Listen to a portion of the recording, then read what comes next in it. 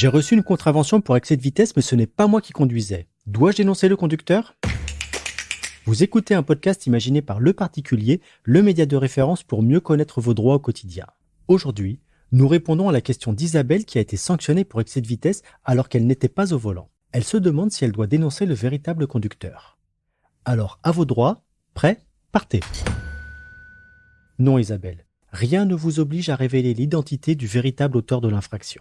Mais du point de vue administratif, en tant que titulaire du certificat d'immatriculation du véhicule, autrefois appelé la carte grise, c'est vous qui êtes considéré comme responsable de l'excès de vitesse. C'est ce qu'il ressort de l'article A37-15 du Code de procédure pénale. En conséquence, vous êtes redevable du paiement de l'amende et vous devrez également subir le retrait de points correspondant. Mais vous pouvez parfaitement choisir de contester la contravention. Si vous avez prêté votre voiture, vous pouvez communiquer l'identité du conducteur au moment des faits. Il suffit pour cela de remplir le cas numéro 2 dans le formulaire de requête en exonération joint à votre avis de contravention.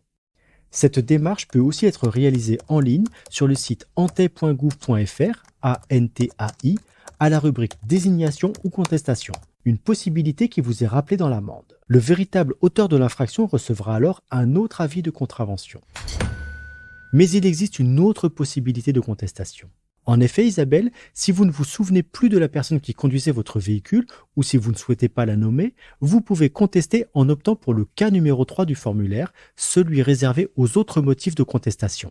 Il faut savoir que sur 95% des clichés, l'auteur de l'infraction n'est en réalité pas reconnaissable. Résultat, selon l'article L121-3 du Code de la route, le propriétaire du véhicule s'en sort avec une simple amende pécuniaire mais sans retrait de points. Et si vous pouvez prouver que vous ne pouviez pas être au volant au moment du cliché, vous échapperez même à toute sanction. Une procédure qui permet d'éviter d'être considéré comme un fou du volant. Je suis Arnaud Saugera, journaliste au particulier. Merci d'avoir écouté cet épisode.